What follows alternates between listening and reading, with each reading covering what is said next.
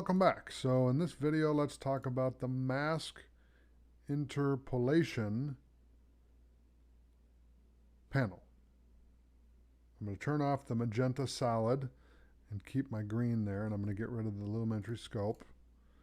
Okay, and we'll do mask interpolation. Keyframe rate, we can adjust the keyframe rate. We can make it 60, 30, 25, 24, or 15, or do auto, and it'll base it on the composition, the timeline, the settings, all that stuff.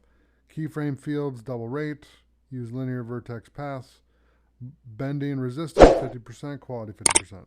Add mask paths, vertices usually to help to add vertices until mask paths have dense sets of vertices, leave unchecked to see only the given vertices. Okay.